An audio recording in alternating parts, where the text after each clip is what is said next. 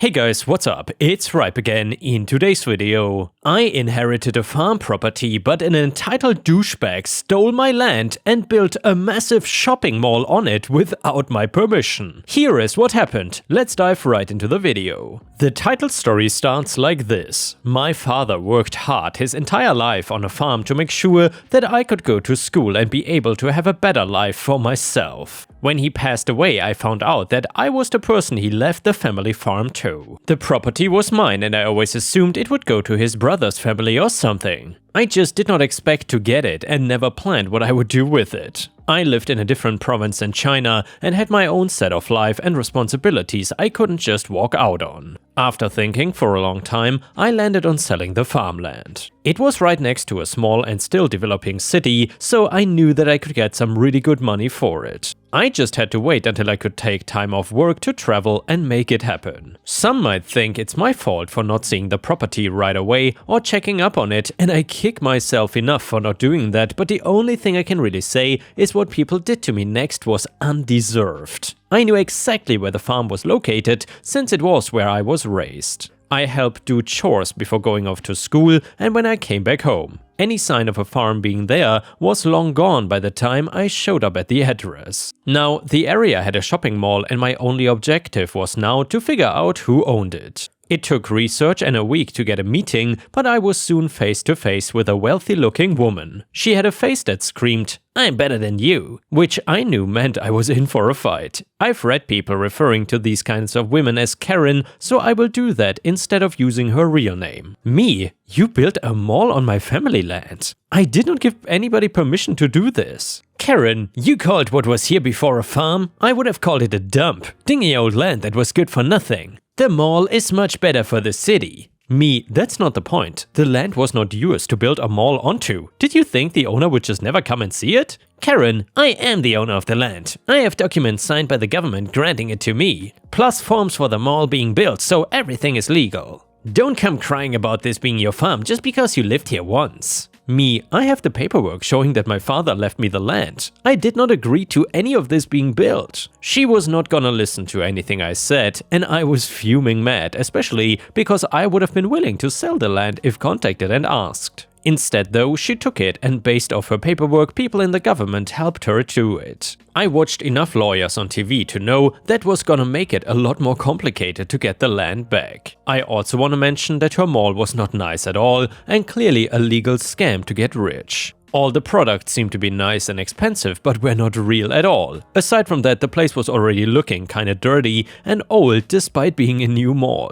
Just felt like mentioning that in case anybody was wondering if I looked around inside. And well, I found a lawyer who was willing to take me as a client in order to get my land back so I could properly sell it. He was able to find out which city officials signed off on all her documents so he could dig into past corruption from them. If we were going after government employees, we needed some kind of proof that they had done bad things before. Plus, looking into Karen and anything wrong she may have done. It was like hitting the jackpot on the slot machine. These two city officials had been caught in the past taking bribes, stealing money, and forging paperwork. She picked the dirtiest guys she could to help her pull all of this off. Karen herself did not seem to have much dirt on her aside from owning a few shopping areas in the city. Her husband, though, was pulled up as doing some bad things. In fact, her husband was in jail for embezzling money and attempting to pay off city officials. I guess she learned from the best. Still, it was not an easy lawsuit because the court wanted to always side with the city workers unless pushed into a corner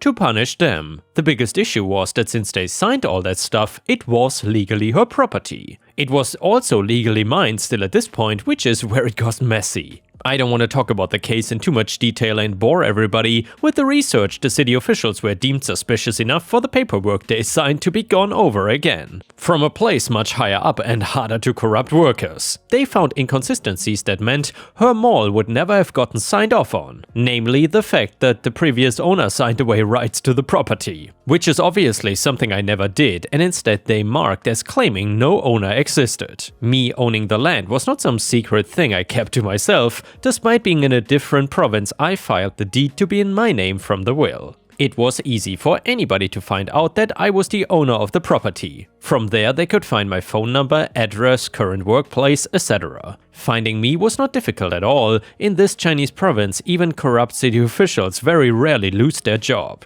They are put through a program to be reformed like probation and then can carry right on, usually going back to being corrupt and trying not to get caught again. Since they had been caught before, those 2 guys from the city were getting fired. Now Karen was getting a much harsher punishment. She had stolen land, bribed city officials, lied, and who knows what else. This Karen was going to prison and all her businesses were taken out of her name and the mall was shut down. I had my land again, only now with a huge building on it. I was lucky I wanted to sell because I could get a whole lot more money for the property now that it came with a recently built mall there. It sold fast and for a lot of profit for myself. I went back home happy that I actually won and did not end up just getting screwed over by Karen. I also wonder if she will come across her husband during her stay in prison. She did not learn from him very well, I guess, if she got caught too. And yeah, Ripe Stars, I'm so happy that this Karen got what she deserved and maybe there is a nice family reunion in prison with her husband. But I suppose even in China they have separated prisons or something for women and men. Let's hope she doesn't get out again anytime soon. And now let's move on to the next story. It starts like this. Grieving husband sues late wife's family. My wife died suddenly in an accident that critically injured our son. Suffice it to say, along with being shattered, the whole matter has me rather preoccupied. Her family arrived rather quickly and took charge of a lot of things, especially the funeral. It was helpful because my focus needed to be on my son. I was pretty much a guest at my own wife's funeral because although I was there for a brief while, it was on a day when my son was scheduled for a rather serious procedure and so my time was divided. All the while, I could hear Suzanne, my wife, in my mind telling me to take care of Zach and not worry about the formalities. So I basically just gave my in-laws my checkbook. I am not complaining about that. What happened next is different. They wanted to take some of her things and of course I understood the value in them having a keepsake of their sister/daughter. I would have never said no. However, they took everything. Keep in mind, I was not there. My younger son was not in the house at the time either. The next time I was home, I realized that they basically cleaned the house out of everything they thought was hers, including photo books. Hours before this, my wife's older sister even went so far as to say she wanted to take PJ, my younger son, saying I needed time and that he would be better with them. I shot that down before she ever finished the idea, though I tried not to let my anger show.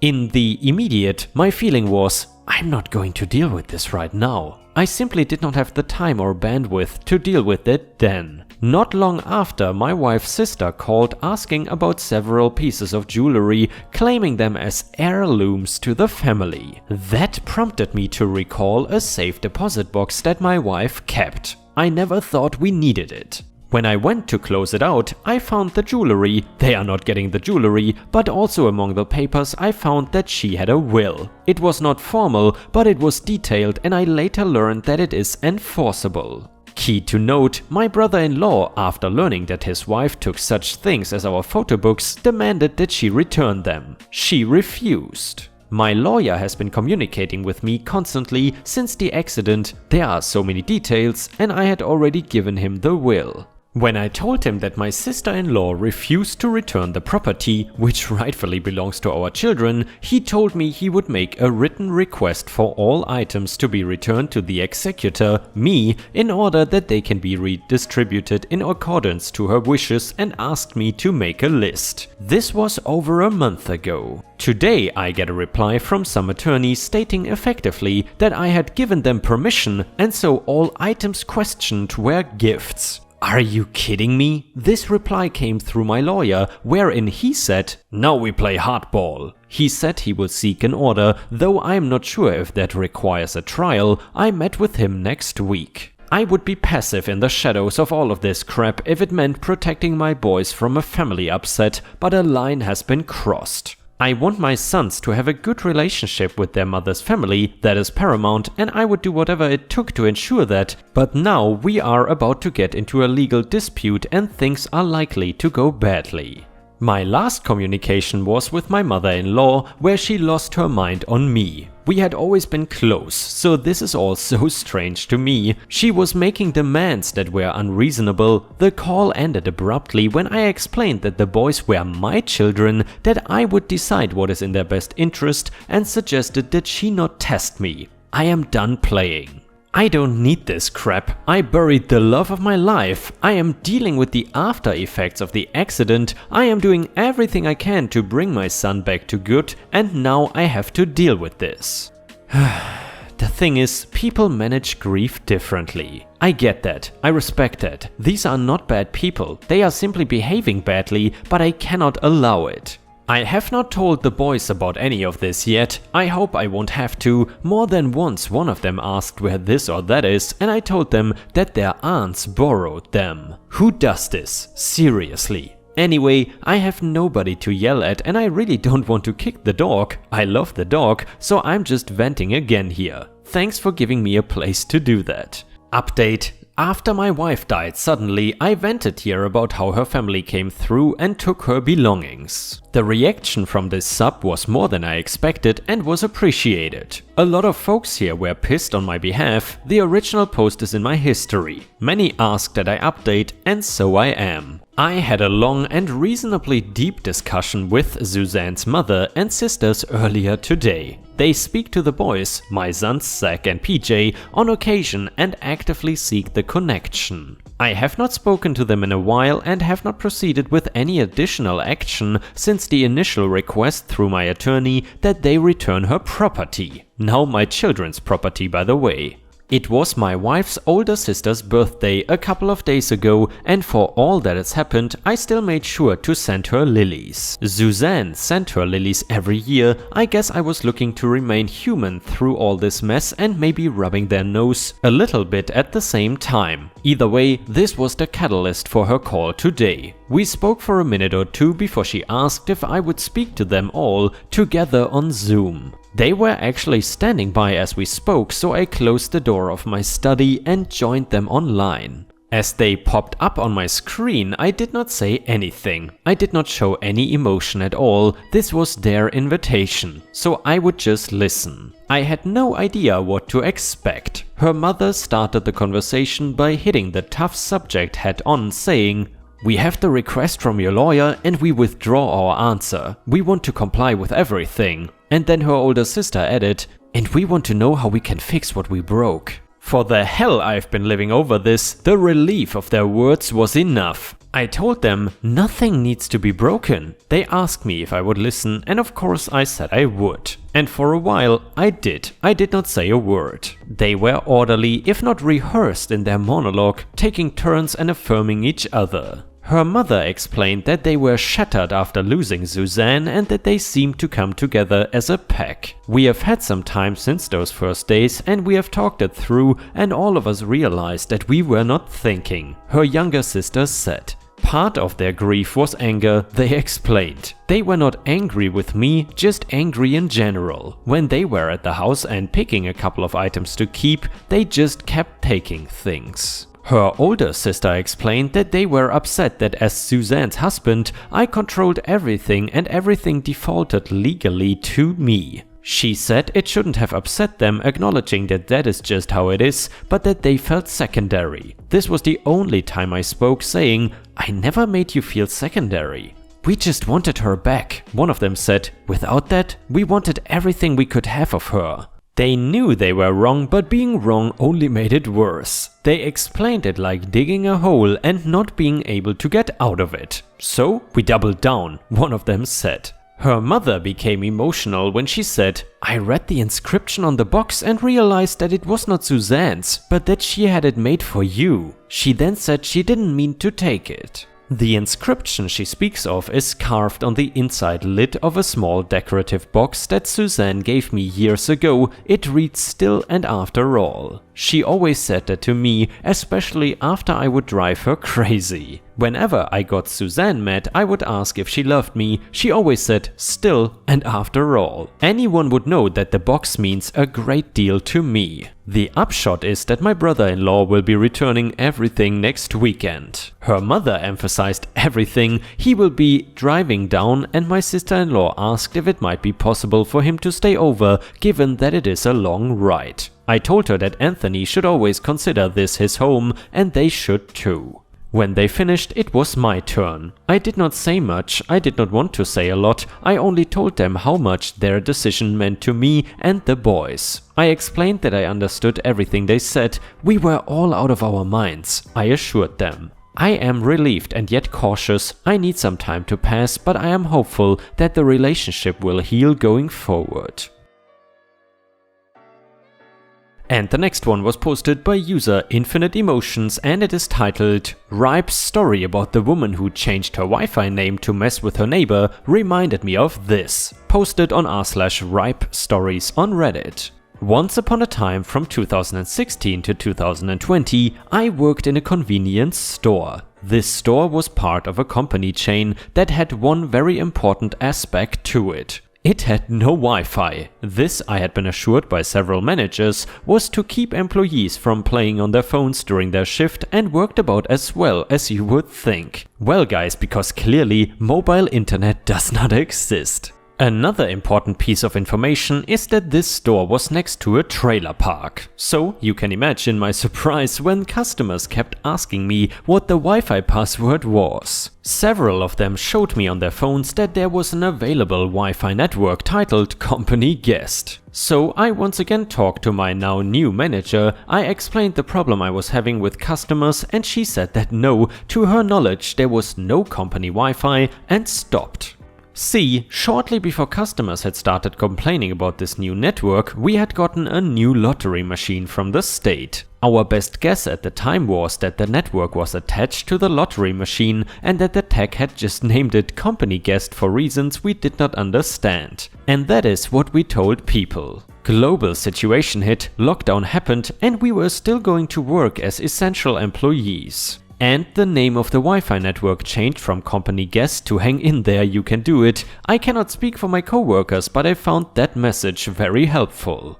During weeks where there were no days off, working on a skeleton crew because a state of emergency had scared half the employees into quitting, and the company put out a hiring freeze, trying to figure out how to do everything that needed to be done in a shift and sanitize everything at 20-minute intervals, dealing with irregular shipments and shipping companies that suddenly decided that store orders were store suggestions, and dealing with crazy people saying that the situation did not really exist.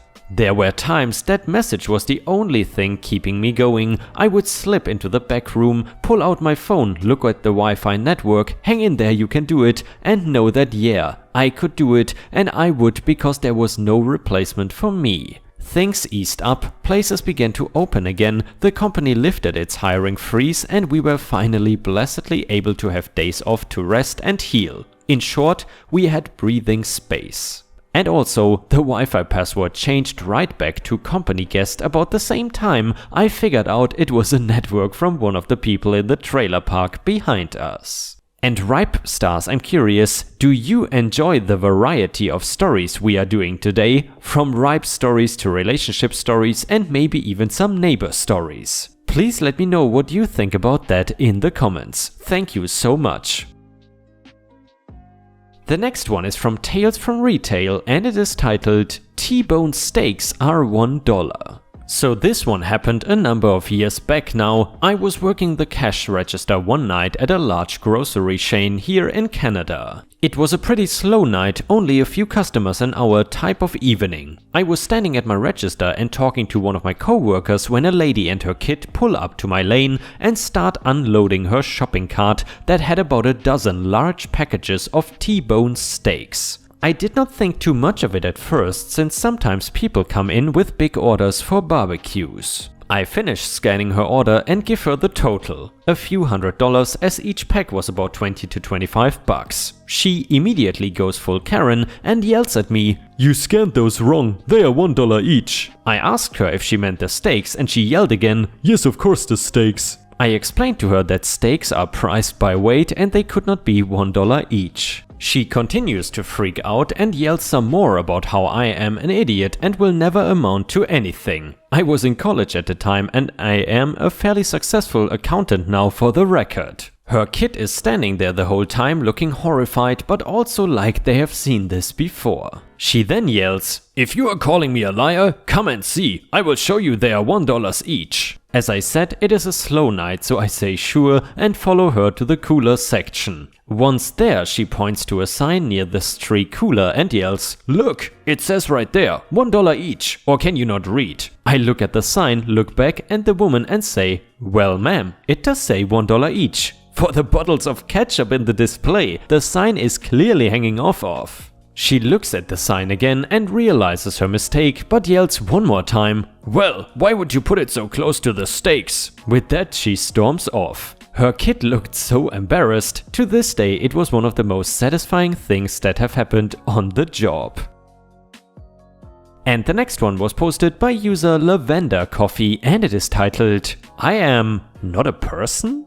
The store I work at is very small, so unless it is during weeks where we know it will be insanely busy, usually there's only one employee working at a time. This time it was yours truly. I had a bit of a rush of customers and the whole time I had to go to the bathroom. When the last customer left, I waited a couple of minutes and then dashed to the restroom. The store is connected to a larger facility, so I have to leave the store to use the restroom, but I always bring the store phone and keep an ear out for the chimes that go off when the door opens. I was just about finished when I heard the chimes down the hall, so I quickly finished up and went to wash my hands when my store phone goes off. I pick up and wash my hands while I answer. Store I work at, this is OP, how can I help you? Silence. I say hello a couple of times before hanging up and then put the phone down to dry my hands. Phone goes off again, same greeting, no answer. Oh well, we've been getting telemarketers who mute themselves when they call, so I was not very concerned. When I'm done, I jog up the hall and enter the store and spot the customer I had heard come in. Reminder, it's been a minute, maybe a minute and a half since I heard the chimes. Hi, so sorry about the wait, how can I help you?